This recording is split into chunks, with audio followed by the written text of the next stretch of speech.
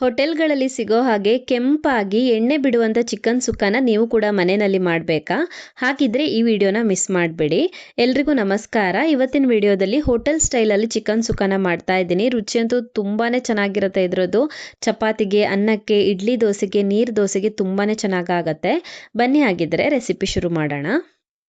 Chicken ಸುಕ್ಕ ಮಾಡೋದಕ್ಕೆ ಫಸ್ಟಿಗೆ ಮಸಾಲೆಗಳನ್ನು ಹುರ್ಕೊಳ್ಬೇಕು. ಒಂದು ಫ್ರೈಂಗ್ ಪ್ಯಾನ ಕಾಯಿಸ್ಬಿಟ್ಟು 1 ಟೇಬಲ್ ಸ್ಪೂನ್ ಆಗೋಷ್ಟು ತೆಂಗಿನ ಎಣ್ಣೆ ಹಾಕ್ಕೊಂಡಿದ್ದೀನಿ, ಕೋಕೋನಟ್ ಆಯಿಲನ್ನು. ಎಣ್ಣೆ ಕಾದ ನಂತರ ಇದಕ್ಕೆ 25ರಿಂದ 30 ಬ್ಯಾಡಗಿ ಮೆಣಸನ್ನು ಹಾಕಿ ಹುರಿಬೇಕು. ಸೊ ನಾನಿಲ್ಲಿ 30 ಬ್ಯಾಡಗಿ ಮೆಣಸನ್ನು ತೊಗೊಂಡಿದ್ದೀನಿ. ಈ ಮೆಣಸು ಖಾರ ಇರೋದಿಲ್ಲ, ಫೈನ್ ಕ್ವಾಲಿಟಿ ಬ್ಯಾಡಗಿ ಮೆಣಸು ತೊಗೊಳ್ಳಿ. ಸ್ವಲ್ಪನೂ ಖಾರ ಆಗೋದಿಲ್ಲ, ಕಲರ್ ತುಂಬಾ ಚೆನ್ನಾಗಿ ಬರುತ್ತೆ. ನಾವು ಇದನ್ನು ಹಾಕಿ ಸುಕ್ಕ ಮಾಡಿದಾಗ ಮಸಾಲೆ ಡಾರ್ಕ್ ಆಗಿ ರೆಡ್ ಕಲರಲ್ಲಿ ಬರುತ್ತೆ. ಸೊ ಮೆಣಸನ್ನು ಸೇರಿಸ್ಬಿಟ್ಟು ಉರಿನ ಮೀಡಿಯಂ ಫ್ಲೇಮಲ್ಲಿ ಇಟ್ಕೊಂಡು 2ರಿಂದ 3 ನಿಮಿಷದವರೆಗೂ ಹುರ್ಕೊಳ್ಳಿ. ಮೆಣಸು ಸ್ವಲ್ಪ ಗರ್ಗರಿ ಆಗಬೇಕು, ಅಲ್ಲಿವರೆಗೂ ಹುರ್ಕೊಳ್ಳಿ. ಮೆಣಸು ಫ್ರೈ ಆಗಿದೆ. ಮೆಣಸನ್ನ ತೆಗೆದ್ಬಿಟ್ಟು ಅದೇ ಪಾತ್ರೆಗೆ ಮತ್ತೆ 1 ಟೇಬಲ್ ಸ್ಪೂನ್ ಆಗೋಷ್ಟು ಎಣ್ಣೆ ಹಾಕ್ಕೊಳ್ತಾ ಇದ್ದೀನಿ, ಕೋಕೋನಟ್ ಆಯಿಲನ್ನು. ಎಣ್ಣೆ ಕಾದ ನಂತರ ಇದಕ್ಕೆ ಇವಾಗ 3 ಟೇಬಲ್ ಸ್ಪೂನ್ ಆಗೋಷ್ಟು ಧನಿಯಾ ಕಾಳನ್ನು ಹಾಕ್ಕೊಳ್ಬೇಕು. 1 ಟೇಬಲ್ ಸ್ಪೂನ್ ಆಗೋಷ್ಟು ಜೀರಿಗೆ, 1 ಟೇಬಲ್ ಸ್ಪೂನ್ ಆಗೋಷ್ಟು ಕಾಳು ಮೆಣಸು ಮತ್ತು 1/4 ಟೇಬಲ್ ಸ್ಪೂನ್ ಆಗೋಷ್ಟು ಮೆಂತೆಕಾಳು. ಮೆಂತೆ ಸ್ವಲ್ಪ ಕಮ್ಮಿನೇ ಹಾಕ್ಕೊಳ್ಳಿ, ಕಹಿ ಆಗುತ್ತೆ ಜಾಸ್ತಿ ಹಾಕಿದ್ರೆ. ಸ್ವಲ್ಪ ಚಕ್ಕೆ ಹಾಕ್ಕೊಂಡಿದ್ದೀನಿ, 4-5 ಪೀಸು ಚಕ್ಕೆ, ಸ್ವಲ್ಪ ಏಲಕ್ಕಿ ಮತ್ತು ಲವಂಗನ ತೊಗೊಂಡಿದ್ದೀನಿ. ಬೇಕಿದ್ದರೆ ಬೇರೆ ಗರಂ ಮಸಾಲೆ ಐಟಮ್ಸ್ ಕೂಡ ಹಾಕೋಬೋದು. ಎಲ್ಲ ಗರಂ ಮಸಾಲೆ ಐಟಮ್ಸನ್ನು ಸ್ವಲ್ಪ ಸ್ವಲ್ಪ ಹಾಕಿದ್ರೂ ಪರವಾಗಿಲ್ಲ. ಸೊ ಇವಾಗ ಇದನ್ನು ಕೂಡ ಮೀಡಿಯಂ ಫ್ಲೇಮಲ್ಲಿ ಹುರ್ಕೊಳ್ಬೇಕು. ಊರಿನ ಮೀಡಿಯಂ ಫ್ಲೇಮಲ್ಲಿ ಇಟ್ಕೊಂಡು ಇದನ್ನು ಕೂಡ 2ರಿಂದ 3 ನಿಮಿಷದವರೆಗೂ ಹುರ್ಕೊಳ್ಬೇಕು. ಸೊ ಇದು ಕೂಡ ಚೆನ್ನಾಗಿ ಫ್ರೈ ಆಗಿದೆ. ನಾವು ಹುರ್ಕೊಂಡಿರುವಂಥ ಮೆಣಸು ಮತ್ತು ಬೇರೆ ಮಸಾಲೆ ಐಟಮ್ಸ್ ಪೂರ್ತಿಯಾಗಿ ತಣ್ಣದ ನಂತರ ಮಿಕ್ಸಿ ಜಾರಿಗೆ ಹಾಕ್ಕೊಳ್ತಾ ಇದ್ದೀನಿ. ಇದನ್ನು ಇವಾಗ ರುಬ್ಕೊಳ್ಬೇಕು. ಸೊ ಎಲ್ಲ ಐಟಮ್ಸನ್ನು ಮಿಕ್ಸಿ ಜಾರಿಗೆ ಹಾಕಿಬಿಟ್ಟು 1/4 ಟೇಬಲ್ ಸ್ಪೂನ್ ಆಗೋಷ್ಟು ಅರಿಶಿಣದ ಪುಡಿನ ಹಾಕ್ಕೊಳ್ಬೇಕು. ಹಾಗೆಯೇ ಸ್ವಲ್ಪ ಹುಣಸೆ ಹಣ್ಣನ್ನು ಹಾಕ್ಕೊಳ್ಬೇಕು. ನೋಡಿ, ಇಷ್ಟು ದೊಡ್ಡದು ಹಾಕ್ಕೊಳ್ಳಿ ಹುಣಸೆ ಹಣ್ಣು, ಜಾಸ್ತಿ ಬೇಡ. ಇದಕ್ಕೆ ಇವಾಗ ಸ್ವಲ್ಪನೇ ನೀರನ್ನು ಸೇರಿಸ್ಬಿಟ್ಟು ನುಣ್ಣಗೆ ರುಬ್ಕೊಳ್ಬೇಕು. ಎಷ್ಟು ನುಣ್ಣಗಾಗುತ್ತೋ ಅಷ್ಟು ನುಣ್ಣಗೆ ರುಬ್ಕೊಳ್ಬೇಕು. ಸೊ ನಾನು ಮಸಾಲೆನ ರುಬ್ಬಿಟ್ಟು ತೊಗೊಂಡು ಬಂದಿದ್ದೀನಿ. ಮಸಾಲೆ ರೆಡಿ ಆಗಿದೆ. ಇವಾಗ ಫ್ರೈಯಿಂಗ್ ಪ್ಯಾನ್ಗೆ ಒಂದು 2 ಚಮಚ ಆಗೋಷ್ಟು ತೆಂಗಿನ ಎಣ್ಣೆನ ಮತ್ತೆ ಹಾಕ್ಕೊಳ್ತಾ ಇದ್ದೀನಿ. 2 ಟೇಬಲ್ ಸ್ಪೂನ್ ಆಗೋಷ್ಟು ತೆಂಗಿನ ಎಣ್ಣೆನ ಹಾಕ್ಕೊಂಡು ಇದಕ್ಕೆ ಇವಾಗ 8-10 ಎಸ್ಲು ಬೆಳ್ಳುಳ್ಳಿನ ತೊಗೊಂಡಿದ್ದೀನಿ. ಅರ್ಧ ಇಂಚ್ ಆಗೋಷ್ಟು ಶುಂಠಿನ ಕಟ್ ಮಾಡಿ ಹಾಕ್ಕೊಂಡಿದ್ದೀನಿ. ಒಂದು ಸಣ್ಣ ಈರುಳ್ಳಿನ ತೊಗೊಂಡಿದ್ದೀನಿ.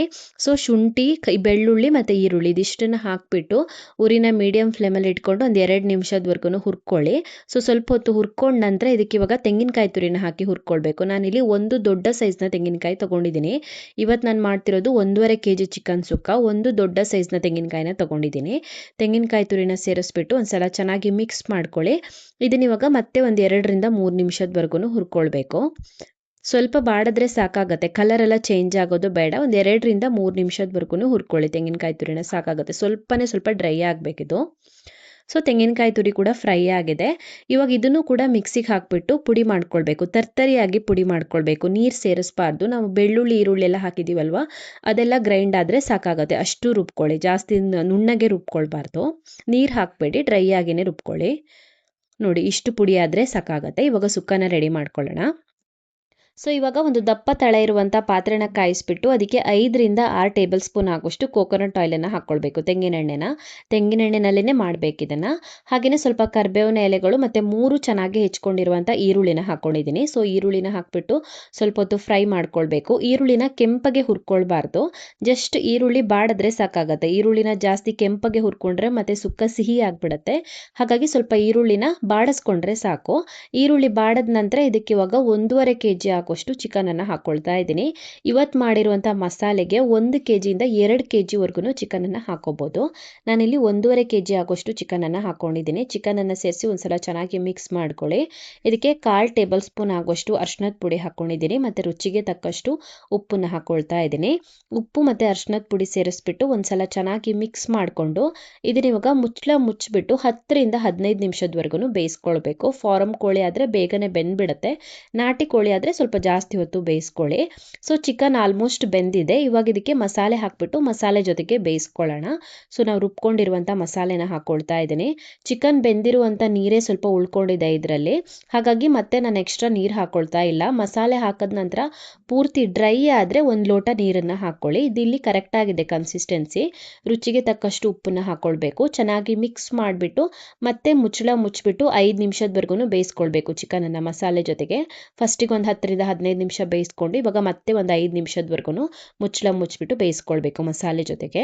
ಮಸಾಲೆ ಜೊತೆಗೆ ಚಿಕನನ್ನು ಬೇಯಿಸ್ಕೊಂಡ ನಂತರ ಇದಕ್ಕೆ ಇವಾಗ ನಾವು ರುಬ್ಬಿಟ್ಕೊಂಡಿರುವಂಥ ತೆಂಗಿನಕಾಯಿ ತುರಿನ ಹಾಕ್ಕೊಳ್ಬೇಕು. ಬೆಳ್ಳುಳ್ಳಿ, ಈರುಳ್ಳಿ, ಶುಂಠಿ ಮತ್ತು ತೆಂಗಿನಕಾಯಿನ ರುಬ್ಬಿಟ್ಕೊಂಡಿದ್ದೀವಲ್ವ ಅದನ್ನು ಹಾಕಬೇಕು. ತೆಂಗಿನಕಾಯಿ ತುರಿನ ಹಾಕ್ಬಿಟ್ಟು ಒಂದ್ಸಲ ಚೆನ್ನಾಗಿ ಮಿಕ್ಸ್ ಮಾಡ್ಕೊಳ್ಳಿ. ಜಾಸ್ತಿ ಡ್ರೈ ಅನಿಸಿದ್ರೆ ನೀರು ಹಾಕೋಬೋದು. ನನಗಿಲ್ಲಿ ಕನ್ಸಿಸ್ಟೆನ್ಸಿ ಕರೆಕ್ಟ್ ಆಗಿದೆ, ನಾನು ಮತ್ತೆ ನೀರು ಹಾಕ್ಕೊಳ್ತಾ ಇಲ್ಲ. ಇದು ಪೂರ್ತಿಯಾಗಿ ಕುಕ್ ಆಗೋಷ್ಟರಲ್ಲಿ ಹದ ಪರ್ಫೆಕ್ಟ್ ಆಗಿ ಬರುತ್ತೆ. ಉಪ್ಪು ಕೂಡ ಹಾಕೋಬೋದು ಬೇಕಿದ್ರೆ. ನನಗಿಲ್ಲಿ ಉಪ್ಪು ನೀರು ಎಲ್ಲ ಕರೆಕ್ಟ್ ಆಗಿದೆ. ಸೊ ಇದನ್ನ ಇವಾಗ ಮುಚ್ಚಿಬಿಟ್ಟು ಇದನ್ನು 10 ನಿಮಿಷದವರೆಗೂ ಮೀಡಿಯಂ ಫ್ಲೇಮಲ್ಲಿ ಕುಕ್ ಮಾಡ್ಕೊಳ್ಬೇಕು. ನಿಧಾನಕ್ಕೆ ಬೇಯಲಿ ಇದು. ಮುಚ್ಚಳ ಮುಚ್ಚಿ 10 ನಿಮಿಷ ಕುಕ್ ಮಾಡ್ಕೊಳ್ಬೇಕು. ಸೊ ರೆಡಿ ಆಗಿದೆ ನೋಡಿ. ಕಲರ್ ಎಷ್ಟು ಪರ್ಫೆಕ್ಟ್ ಆಗಿ ಬಂದಿದೆ ನೋಡಿ, ಎಷ್ಟು ಡಾರ್ಕ್ ಆಗಿ ಬಂದಿದೆ. ಎಣ್ಣೆ ಎಲ್ಲ ಹೊರಗಡೆ ಬರ್ತಾ ಇದೆ. ಸೊ ಈ ಥರ ಎಣ್ಣೆ ಹೊರಗಡೆ ಬರಬೇಕು, ಅವಾಗ ಪರ್ಫೆಕ್ಟ್ ಆಗಿ ಬರುತ್ತೆ. ರುಚಿ ಅಂತೂ ತುಂಬಾ ಚೆನ್ನಾಗಿ ಬರುತ್ತೆ ಇದ್ರದ್ದು.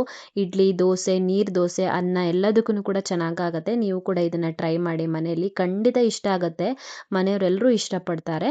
ಸೊ ಇವತ್ತು ಹಾಕಿರುವಂಥ ಈ ಹೋಟೆಲ್ ಸ್ಟೈಲ್ ಚಿಕನ್ ಸುಕ್ಕ ರೆಸಿಪಿ ನಿಮಗೆ ಇಷ್ಟ ಆಗಿದ್ದರೆ ವಿಡಿಯೋಗೊಂದು ಲೈಕ್ ಕೊಡಿ, ಕಮೆಂಟಲ್ಲಿ ಹೇಗಿದೆ ಅಂತ ತಿಳಿಸಿ.